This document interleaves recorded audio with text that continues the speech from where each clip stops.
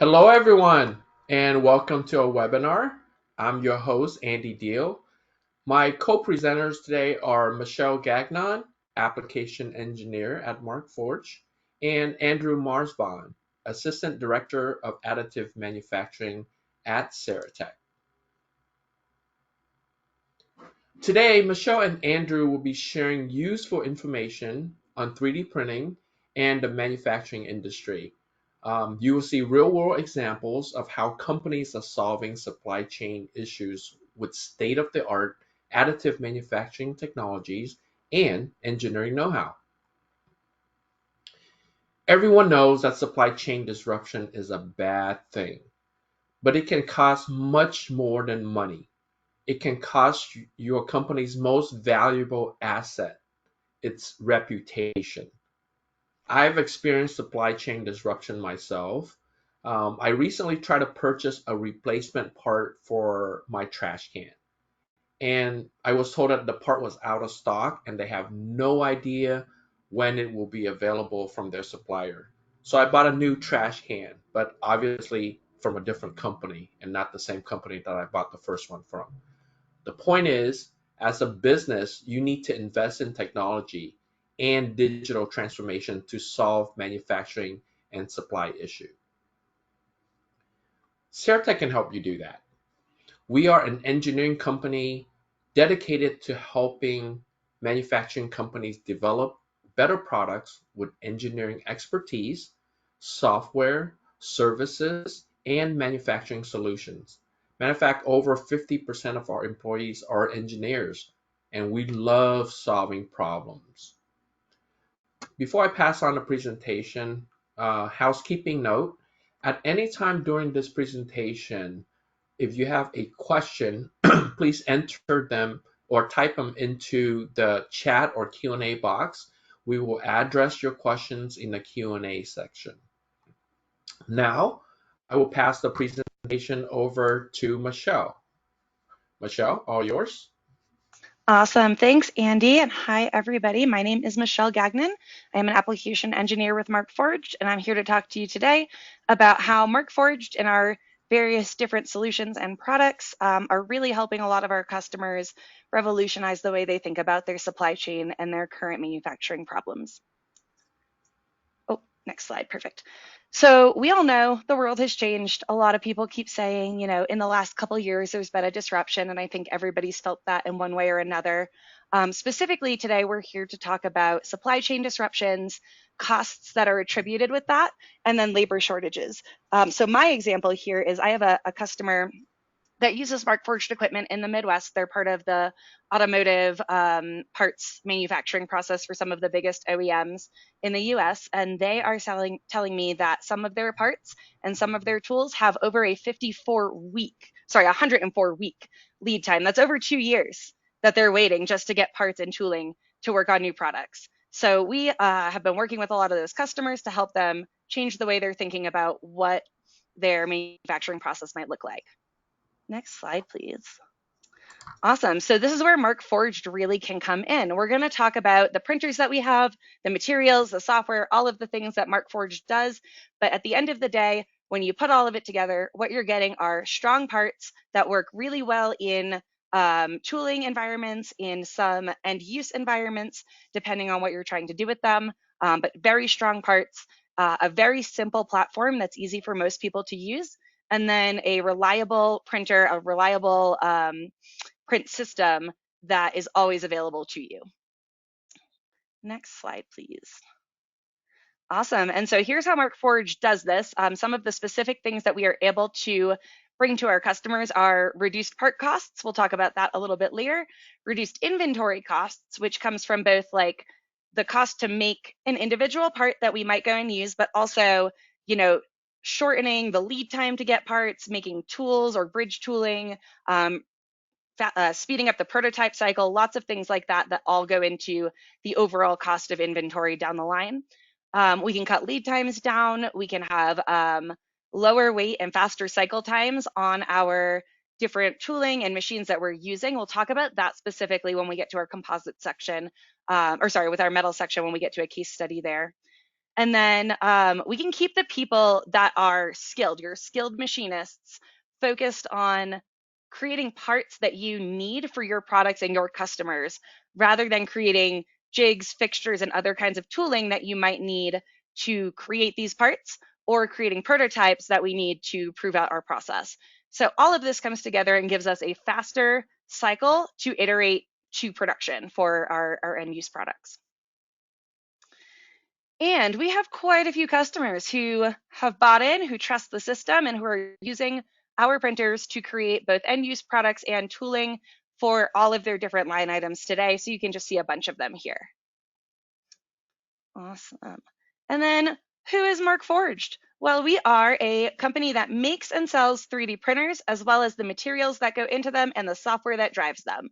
So we are not quite a startup anymore. I started a long time ago here, and we were a startup. But back in 2013, a couple of guys out of MIT were, messing around. They were in the sports racing industry. They had Ducatis, and they wanted to know, how do we make the Ducati faster, lighter, better than it was yesterday? And they kind of came up with this idea of, what if we could put carbon fiber in places that we haven't been able to do before? And so they created this 3D printing platform, and then realized that this could be a really cool product for a lot of other industries. So we are a publicly listed company. As of July 2021, we did our nice little IPO there. And we have really focused over the last 10 or 12 years on becoming the industry leaders in additive manufacturing. So going a little bit further than 3D printing, but really to that professional and industrial edge of additive. And so what we offer for you today are several different printers. We will talk about a couple of different technologies that fuel these different printers. We have software. We'll talk about a bunch of different options within the software that drive those printers, and some other aspects of your success within additive manufacturing. And then finally, we have quite a few materials that do some really neat things. We will talk about all of those as we get further into this deck. We're going to start with composites. Sorry, I lied. We're going to start with one more slide. So we do have kind of this idea of, with the same materials, the same software, the same printers, everything is in that, same suite that works together. We have customers who are using that platform to go everywhere from prototype all the way up to production, where they are, designing a tool or a part, testing it to see how it does in manufacturing. They're doing functional prototyping testing. They're creating bridge tooling. They're creating their first couple of revs of parts, and then we're going all the way into production for certain parts and certain quantities, depending on the economics of that specific business case. So we'll talk about that a little bit more later as well. So now we'll talk about composites. So a lot of people, when they think about 3D printing, we think about prototyping, PLA, not super strong. So this is a chain link that we printed on the first Markforged 3D printer, and you can see it's being pulled here at about 22,000 pounds of force. And there we go, it finally snaps. So this is a part, this was 3D printed, and it's really specifically strong because of the carbon fiber that is inside that part. So if we can go to the next slide, we can see kind of a couple of different pieces of information here.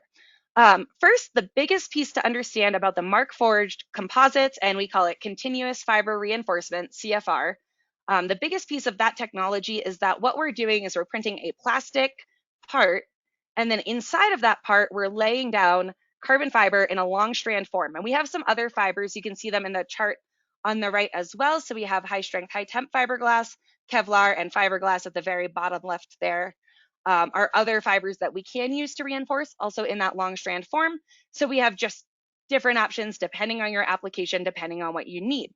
What I think is really impactful, though, is there's 3 lines at the bottom of the graph on the right-hand side. At the very bottom is a green line that says nylon W. That is just a regular nylon 6. That's the base polymer for most of the parts that we print. And that's not super strong, all things considered. It will stretch for a really long time. It doesn't really catastrophically fail, but it's not very strong. Above that, we have ABS. It's a little bit stronger. And above that, we have Onyx, and in parentheses, it says FR. This specific graph came from the aerospace industry, where we have a special additive in one of our types of Onyx, which is our main plastic material, that makes it flame retardant. We could talk about that later, but the biggest piece here is that Onyx is a nylon 6, with chopped carbon added to that nylon before it's turned into a filament and printed by your printer. So we have that short strand, those little tiny pieces of carbon fiber actually give us a little bit of strength and stiffness. We get really good surface finish, really nice looking parts, but we also have slightly stronger parts than we would with a regular engineering plastic. But where we get really strong is all of those colorful lines on kind of the middle of the graph, and that's our stress strain curves for the different fibers and where and how they fail. So specifically, what we're looking at here is carbon fiber has almost the same slope and the same tensile strength as 6061 aluminum when we orient it the right way in these parts. The difference is aluminum's going to bend and it's going to take a long time until it actually totally fails. Carbon fiber just snaps. When it hits its load, it'll snap, it's done. That's the end of that. But otherwise, we can print parts that are aluminum strength with less weight, and we can have them next day. So we're going to look at how we actually create these parts, and then we'll talk about how that can impact you and your operation. So let's go to the next slide, please. All right, so we'll talk about carbon fiber reinforcement in an example here. So this part is a gripper. It's part of a two-piece setup that grips onto a pipe valve coupling that one of our customers manufacture. They cast it and then they have to move it around to do other types of post-processing. So this part needs to be pretty strong, especially on the right-hand side on those curved surfaces. And so when we go to the next slide here, oops, sorry, one more. We take a slice of that part. That's what we're gonna do first in the engineering software, and then one more slide. Yep, so we're gonna orient that slice. So we need this part to be strong on all of the surfaces on the right-hand side of that part. And what we're gonna do is we're gonna bring that part into our slicing software. And when we go to the, whoops, the next slide, I zoomed my screen way out here. Give me 1 second to zoom back in. All right, we go to this slide, and this is what that part will look like in our slicing software. So the slicer takes that part and it says, hey, how am I gonna print that? And it creates what we see in front of us. And so what we end up with is everything that's white on the screen is plastic. So we have plastic shells, and then all of the gaps inside of that body, we use plastic to create an infill. Now you can print this solid, but generally we print with an infill like you see here in the triangles. And then one slide further will really make that yellow pop. So what we're gonna see is where that yellow is tracing, that's the continuous fiber. We use yellow to represent Kevlar. Carbon fiber can be traced the same way, fiberglass as well. And what this is doing is creating a shell inside of our part that's going to be really, really strong along all of those outer surfaces, so that when we pick up these pipe couplings over and over and over again, we're not gonna see any deformation as we squeeze on them and move them around where we need to. And one more slide. This is what the finished part will look like. So we can see that black on the walls. We can see that black as the infill. That is our onyx. Again, nylon 6 with chopped carbon fiber. And then the yellow that goes around is that actual Kevlar as printed. We use Kevlar for a lot of examples because it shows up really well. But again, carbon fiber and fiberglass could do the exact same thing. And we'll go to the next slide. Awesome. So just a quick recap on all of this. So again, we have the outer shell, we have the continuous reinforcing fibers, and what we're ending up with is this yellow bar at the bottom. We're going to be about 25 times stronger than ABS when we use reinforcing long strand fibers, and we're going to be 2 to 3 times stronger than aluminum. We say that because, like, specifically, we can get this really, really stiff part that just doesn't deflect until it's ready to break, and so we can see certain parts get reinforced to be even stronger than a typical 6061 aluminum. And so let's talk about how our customers use this. So this is a customer from Europe, Fort Zila, and they are picking up just big drums and other kind of circular objects and moving them around the floor. So they have a crane that comes down, picks them up, moves these parts all around.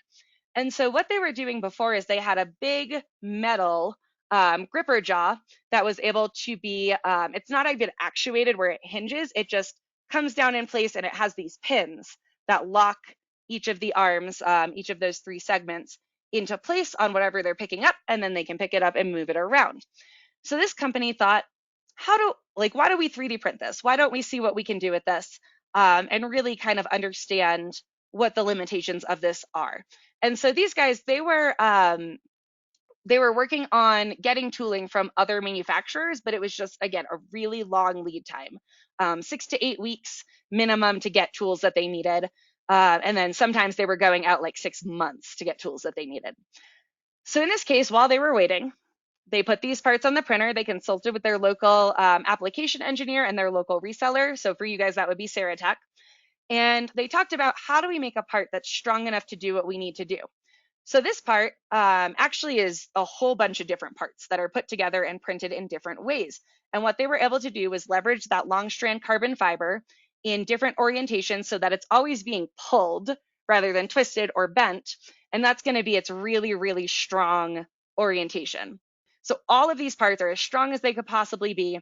And what they're learning, or what they learned from this, was that they could save over 100,000 euros in about 8 months if they started printing their tooling rather than waiting to get it out from suppliers. And that savings comes from not needing to pay their suppliers and the upcharges. And also they have a faster time to market. So they are able to do more iterations on their products, or they are able to physically bring their products to market faster. The other thing we saw here is that when we make this part out of onyx and carbon fiber, it is 75% weight reduction from the original metal part, which means that it's safer for the employees to operate, it's better ergonomically, and it allows the machines that are moving these parts around to actually drive a little bit faster, or to have a little bit less load and strain on the machine. Give me 1 second. So with this, Wärtsilä is able to send this design and basically all of their learnings to a couple of their different facilities across the globe, and they were able to implement this in a bunch of different places.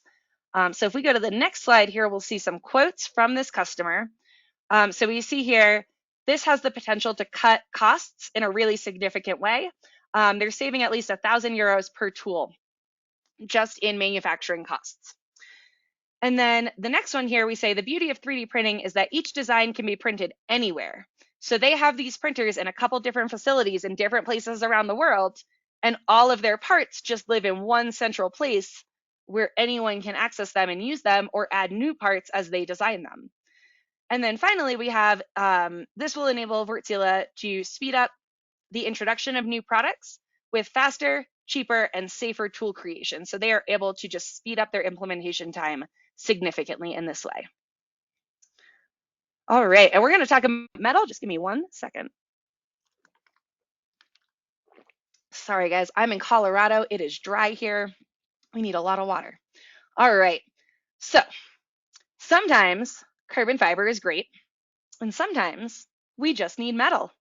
So here, Markforged actually also has a couple of different metal 3D printing solutions. Both of them are pretty similar in process, except for the print stage. And we'll talk about how these differ in a little bit. But basically, metal 3D printing comes in a lot of different flavors nowadays, and a lot of them have to do with powdered metal. Our metal 3D printing, whether it's in the Metal X or the PX100, we have basically the safest and the least possible amount of exposure to powdered metal in our processes. Metal X, in fact, has no exposure to powdered metal in the process. And so what happens here is we take the powdered metal, and in our facility in Massachusetts, we mix that with some wax and some polymer, and we create a filament, just like your plastics, that is completely encapsulated and bound that metal powder. And what's really neat about this is we can print it like a filament, extrusion style. We have a direct drive on the extruder. The filament comes down, the print head moves around and extrudes that filament out. Excuse me. And we are basically printing a polymer. So after that, we have to do a couple different things to turn that part into metal. And what we're going to do is first, we're going to put that part in a wash station. The reason we put it in the wash is that that wax that's in that filament, it can be heated and removed that way, but it really, we see the best benefit to our system when we just dissolve that wax before we go into the next stage, which is sinter, which we'll talk about in just a second here. But when we wash, we just put these parts in a wash bath. We'll see a video of that in just a second, and we'll see that those parts come out in a state that's a little bit better prepared to sinter, which is when we put all of these parts in a high temperature furnace and we have inert gases flowing through it. Ooh, we lost the presentation, Andy. There it goes. Cool. So we have inert gases running through our furnace, and we are able to basically heat up these parts to 80% of their melting temperature. When we do that, a couple of different things happen, but the biggest one is that we have isotropic crystal growth. So we have parts that are strong in all three axes, and we have parts that are almost exactly the same mechanical properties as a cast or a wrought metal. We'll talk about that in a minute here. And the final kind of result here is a part that is a near net shape. Generally, for really tight tolerances, we're going to get machined in the post process, but otherwise, if near net is close enough for you, you can go ahead and throw that part right into use right out of the sinter. So let's go to the next couple slides and we'll see this in action. So first, this is the printer. It's got two different types of filament feeding into it, and we're going to print. The first one is the metal. That's what's printing right now, again, bound in that polymer and wax. The other one was a white color. We're seeing it there, and that is a ceramic. So what we're doing with this is when we print parts that have overhangs, that need supports, or that have critical bottom surfaces, we are going to print these parts on a raft or on supports, and then those supports are going to be the same material as the printed part. So in order to separate that raft and supports, there's no machining required. Instead, we print down a layer of ceramic in between, and when that ceramic goes into the furnace, it doesn't get hot enough to get sticky. It turns into a powder, and after your part is done sintering, we'll see in a minute how we can remove those supports and those rafts. Let's go to the next slide and we'll see the wash. So here we have the parts. They go in a basket, they go in the wash. It's really straightforward. They go in, they sit for however many hours the software tells you to, and they come out, they go into the other side to dry for a minute, and then they're ready to go into sinter. And then is our next slide the sinter? Yes, okay, cool. And then here, when our parts go into sinter, again, they heat up to 80% of that melting temperature. The profiles for sinter are profiles that we create and we know work really well for our metals. So you don't have to worry about any real issues there. When we have our parts come out, they are going to be attached to the raft. When this video plays again, you'll see it. He puts that part in the vise. Oh, and yeah, there we go. Can we restart it? Cool. He puts that part in a vise. He taps it with a hammer here. And what's going to happen is we knock all that ceramic loose and the part pops off the raft or off the supports and it's ready to use. So that's the whole process. And then let's go next slide and talk about the metals. Awesome. So we have a bunch of different metals. I'll list them off here in just a minute. But this is just an example of how the printed metal really compares to other types of similar metals. In this case, we use 17.4 pH stainless steel because that is like our flagship metal. And what we're seeing here, the yellow line is us. The white line above it is wrought 17.4. So we can see that wrought 17.4 will continue to yield a little bit longer than our 17.4 will. Ours will eventually fail in some kind of catastrophic way. It'll crack or otherwise break. And it'll be very similar to MIM, metal injection molded 17.4, but we're actually going to be a little bit stronger. And there's a couple different reasons for that, but a lot of that has to do with just our material formulation and the way that we sinter our parts.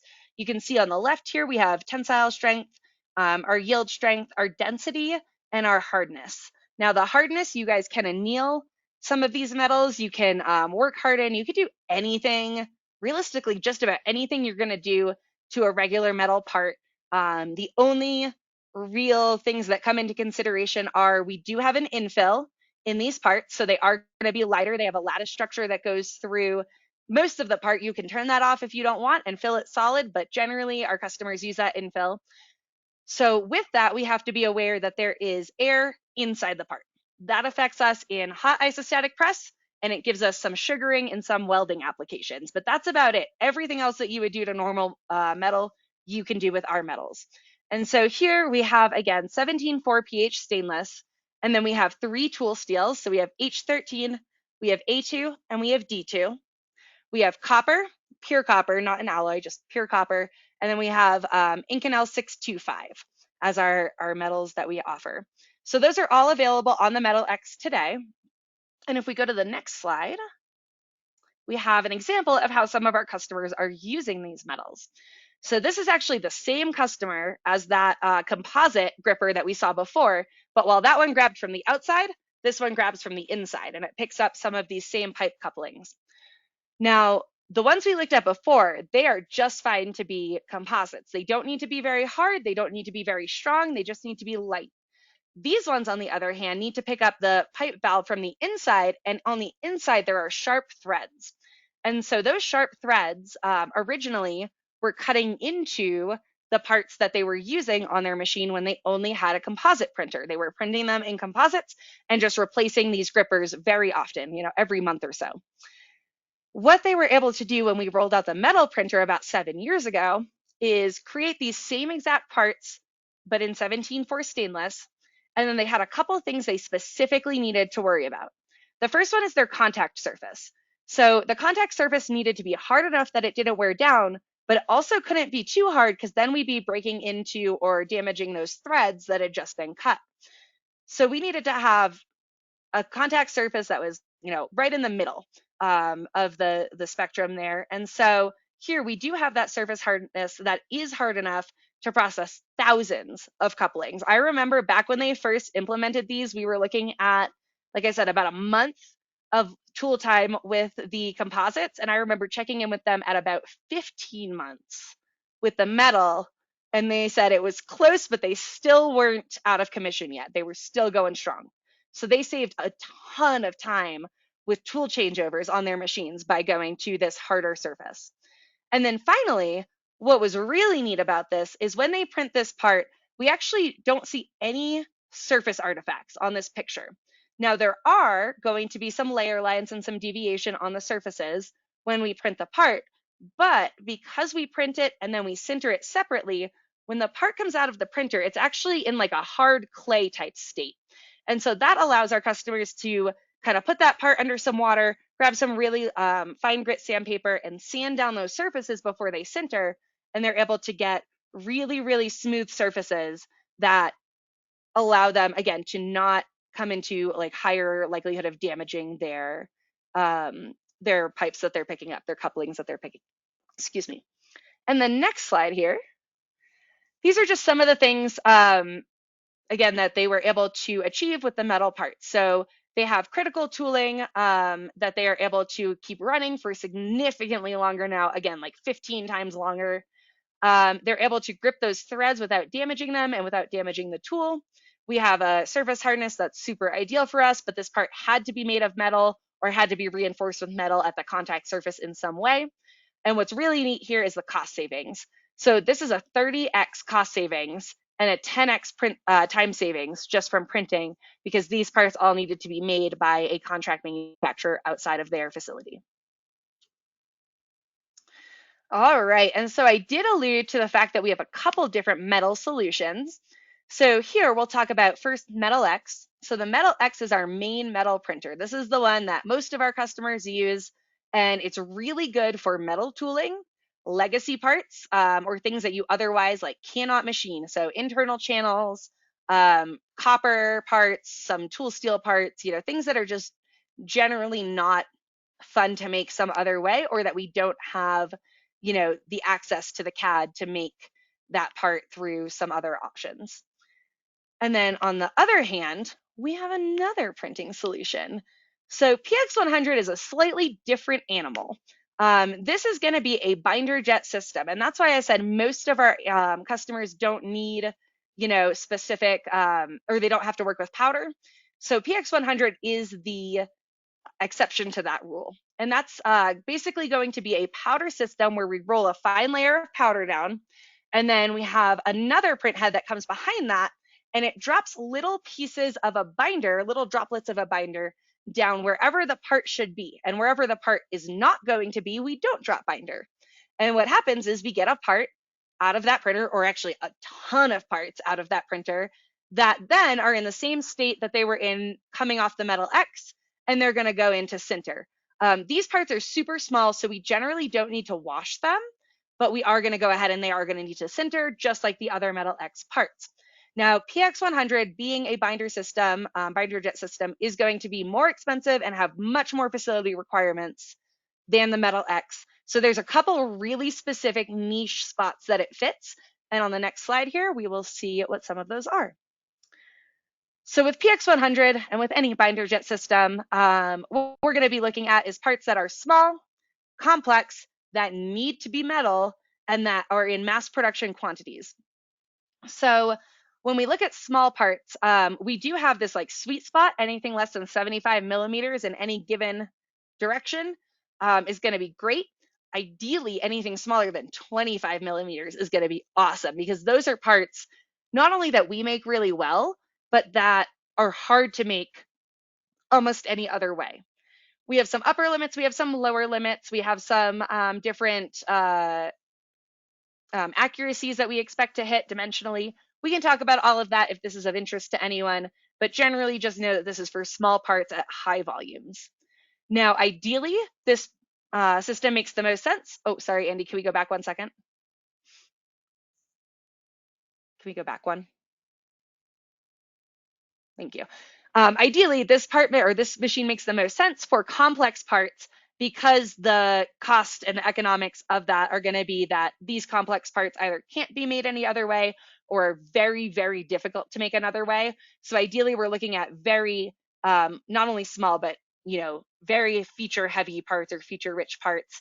Again, parts that need to be metal, and we do have some metals listed here that we can print with. So 316L, 17.4, 4140, H13, and D2, as well as titanium, pure copper, and some Inconel. Again, if any of that is of interest, feel free to let us know. We'll get you in touch with the right person at Markforged who can help you with all of that. But ideally, again, we're looking at these huge or bigger volumes. So we're looking at anywhere from 10K parts per year up to 6 million parts per year to get, return on investment. Now we can go to the next slide. And finally, we are going to talk about our software for just a minute. So again, Markforged makes the printers, the materials, and the software. And what this allows us to do is to get really, really high quality parts and really, really good data for you guys to use and for us to help you leverage in making your parts and in informing your manufacturing process. So we are using something we call the Digital Forge, or Digital Forge Complete is some terminology you're going to start hearing more and more in the next couple of weeks and beyond. So Digital Forge Complete is really like a bundle of functionalities that include software, support, and education for our customers. Well, next slide. Awesome. And so when we think about the Digital Forge Complete, the software is our slicer. It's also stuff like we have a simulation engine, we have an inspection process for some of our printers, and we have a whole bunch of management features we'll talk about in just a minute. Support is going to be a couple different things. It's going to be extended warranty on all of your non-consumable items, on-site support if anything ever does break, a calibration check at least once a year, and then wear and tear or consumable replacement parts. So a lot of materials and parts on your printer are covered under the support plan here with Digital Forge Complete. Almost everything but material that you're printing with and just a couple other specific things on the printer are covered under that plan. And then finally, training is going to be access to what we call Markforge University. So we have an entire course for composites and then an entire course for metal. And it's really like a bundle of lessons that will teach you what should we additively manufacture, why should we additively manufacture it, and how should we do it. So it goes through all of that for you and for your employees. Next slide, please. So simulation, we're going to go through this one and then we're going to speed through everything else here pretty quickly. But simulation is one of our newer, about 1 year old or 2 years old features that we have in Eiger. And what this is going to allow you to do is take into account not only the geometry of your part and the loads that it's going to be experiencing, but the actual tool paths that the printer is going to use to create your part. And so there's really not many other solutions in the world today that could go ahead and analyze a 3D printed part for its strength and its integrity. And there are no solutions in the world today that can take in a composite 3D printed part with 2 different materials in it and analyze it for strength. So our simulation software does do that, and it will give you suggestions to kind of optimize your print, either for print time, for cost, or for strength. And so let's talk quickly about one of our customers and how they use that. So we have a company called Punch Torino. They are out in the UK, or not in the UK, in the EU, and they are creating just a whole bunch of different either prototype engines, aftermarket engines, lots of different really custom stuff in the automotive space. And so when they are assembling the timing belt and that whole system, they need to really lock into place a couple of camshafts so they don't move at all while they're tightening the timing belt. And then while they're doing this, they're seeing a lot of force on these different camshafts. So the tool needs to withstand up to 120 Newton meters of torque while it's being used. So originally these parts were built with onyx and with as much carbon fiber as they could put in them. And the engineers said, you know, this is really great. We know these parts are strong enough and they do the job. But when we came in, we talked to them about simulation, they realized that they could actually be using a little bit less carbon fiber and they could save iterations of printing. So what they were doing before was they were printing the part, they were testing it to failure, and they were saying, cool, it's good. And then they'd have to print another one because they broke the last one. So now they're able to validate that in the software. They do still test to failure when it's a brand new tool, but any other tool that's a modification of something they're already using, they can go ahead and trust that simulation because of the work they've put in up until this point. So one more slide here. And we've just got kind of the savings that they saw. So before simulation, they might print up to 8 parts per finished tool. Afterwards, they're printing 1, sometimes 2, again, to test to failure. We have a whole bunch of savings there, but the biggest thing is going to be the total time to that tool. We went from 144 hours to 18 hours and 3 to 4 weeks down to 1 week. So lots of time savings there where they can iteratively test in the software. All right, and a couple more things we have here. So inspection is available on some of our composite printers. This allows you to scan the part with a laser micrometer, and we can get a report like you see on the screen here of the tolerances of the part. So is it over extruded? Is it under extruded? Are our dimensional accuracies in a range that is acceptable to us? So we can get that for some of our printers. And if you guys have questions about that, we can talk about that at the end of this. Next slide. Last one here is management and integration. So these are all kinds of features that you get with Digital Forge Complete. The biggest ones here are going to be user management, API, if you do any integration to ERP or other systems outside of our software, you can use API to plug into our software. And then we have a whole bunch of different workflows that you can go through to really optimize your experience to make it like perfect for you and your use case. And then finally, we have Markforge University, which will go ahead and make you a certified additive expert for composites or for metal. So again, this is going to walk you through everything you need to know to be successful on the Markforge printers. And finally, so we talked a lot about Markforged today, and I'm from Markforged. This is what I do all day, every day, is talk to my customers about how our systems could work for them. Now, I can't be everywhere at once. I support about half of the US. So in order to make sure that you guys, your customers, are well supported, we work with distributors and value-added resellers like Saratech. So here's kind of a model. This is technical support, but it works for sales or for anything else you might need, where you have questions, incidents, anything you need help with, you're going to reach out to your partner, in this case, Saratech. And if they need to, they're going to reach out to us, and we're going to enable them as best as we can. And so I think we're going to pass it off to Andrew, and he's going to talk to you about some examples.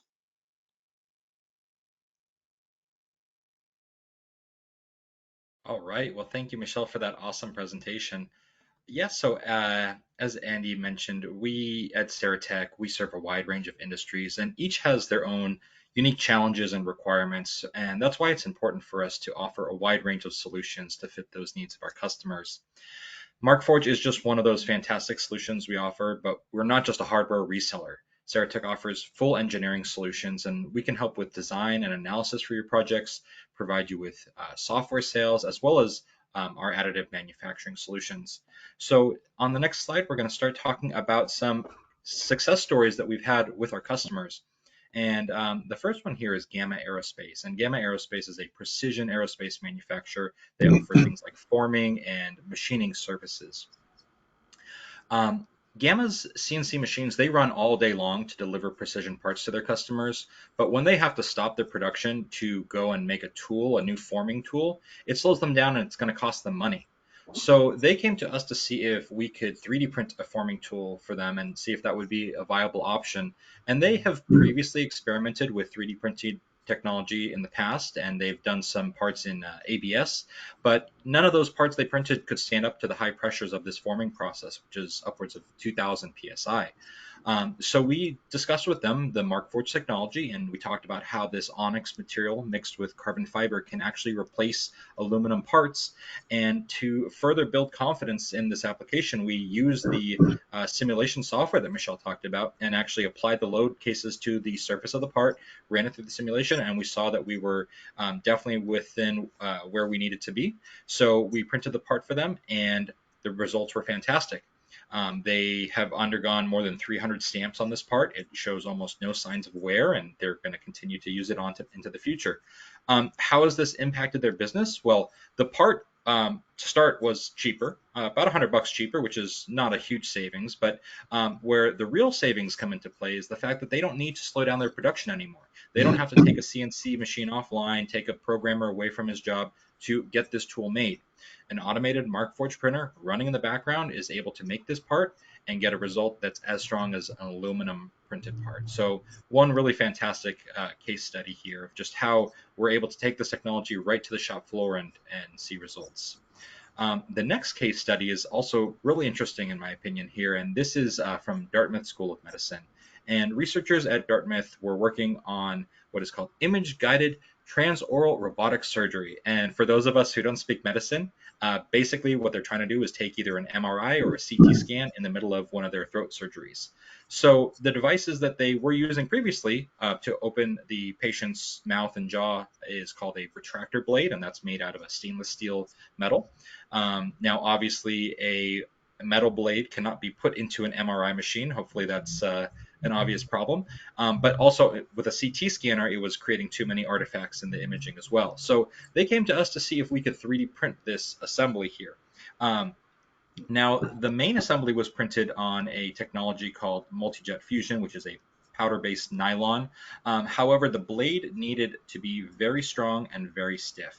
And for that, we turned to Markforged. So we were able to basically take this blade, route it with carbon fiber, and we worked with Dartmouth to redesign the part to allow as much carbon fiber in the part as possible, and the results were fantastic. The new device could go safely through the MRI machine, it created very little artifacts in the CT scanner, and it held up to the deflections. Within the deflections, they needed it to be strong. So you can see a scan image at the bottom here of the part actually in use. So really, really great application here. So we've talked about supply chain bottlenecks and how they slow down manufacturing and cost companies more money. And we want to help our customers adopt additive manufacturing technologies. And it's not as just easy as plugging in a new printer. And at Saratech, we take steps towards successful adoption of additive manufacturing. And the way we do that is we like to first off have a discovery call with our customers, get to know you, figure out what it is you're trying to achieve and what it is you're doing. And then we like to do an on-site visit if possible, figure out what your current processes are, see what it is you're making, how you're making it, and then we'd like to identify areas where we can improve that process with an additive solution. So once we select that application, we'll do a full analysis with you, talk about the costs associated with it, the time, lead times, everything, and we'll test out that solution. More often than not, that has proved to be a successful solution, saving time, money, better product, and we like to repeat that over and over again. So this is the approach we take at Saratech, and we'd love it if you guys reach out to us if you have a problem that you'd like us to help you tackle. So with that, I will pass it back over to Andy. All right, thank you, Andrew and Michelle. At this point, we are in the Q&A portion of the webcast. So we did have some questions that came in during your presentation. Michelle, there's a question that came in. Has there ever been an issue with these parts warp while printing or sintering? I think he's talking about the metal. For metals, yeah, it's a great question. We definitely do see some parts warp here and there. We're more likely to see a part crack during sinter. And what happens is when that isotropic crystal growth is happening, all of those particles are moving a little bit closer together and we see some shrinkage. The software accounts for that shrinkage, but sometimes where that mass is can affect how that part shrinks. So we actually have a design guide that will go through all of the key kind of design guidelines that will help you avoid any warpage, shrinkage, cracking, anything else like that that you don't want to have in your part. Great. Another question that came in is, can you print aluminum, or will you ever be able to print aluminum? What a great question.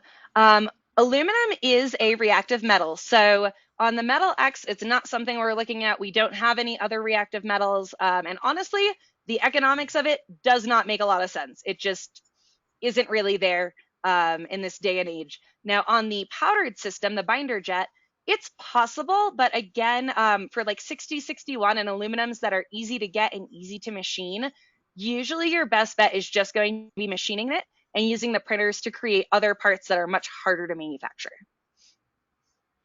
And not to Okay, thank mention that you. the Markforged printers can print parts that are strong as 6061 aluminum. So True, the composites will if you get you need there. aluminum parts, let's take a look at a composite printer. Great. And speaking of printer, we do have another question that came in is, so Markforge printer, and there's a lot of different printers out there in the market, and some of them are would consider hobbyist or lower price solution point. What are the key differences between the two different type of printers?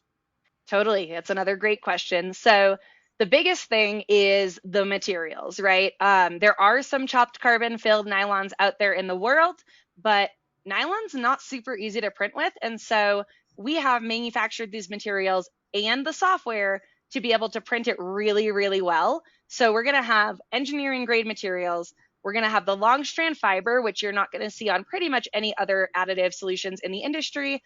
And then we're also going to have this really high quality surface finish, dimensional accuracy, really like everything for your part to come off the printer and be put right into use for any kind of application that you're looking at. And so we're going to see just generally higher quality parts, really high quality results in our functional applications that we wouldn't otherwise see with our plastic only or a hobbyist printer. Great, thank you. I think that's all the questions that we have that came in. So once again, thank you everyone for attending today. But just a quick recap on what you saw today. So we talk about the issues with supply chain management and how companies can solve those issues with 3D printing and additive manufacturing technology.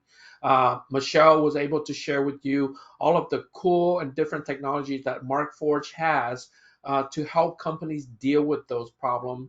And Andrew share a couple of case studies and also share with you our process of how we engage with customers to solve engineering problem. The next step, what if you and your company are looking into implementing this technology? What do you do next? So my recommendation is each situation is unique and different. The needs of each company is different. So the best way that we can help you is to engage and really talk to you one-on-one, going through the process that Andrew outlined there and really understand your needs, what your challenges are, and then recommend the right solution for you and your company and your team. With that, thank you so much, Michelle and Andrew, and thank you everyone for joining us today. I hope this session was useful. I found it some very cool, and I'm not an engineer myself, so some information that I saw today was mind blowing and very, very interesting. Thank you everyone for attending, and we'll see you on our next webcast. Everyone. Awesome. Thanks, everyone. Thanks, Andy. Bye, guys. Thanks. Goodbye. Bye.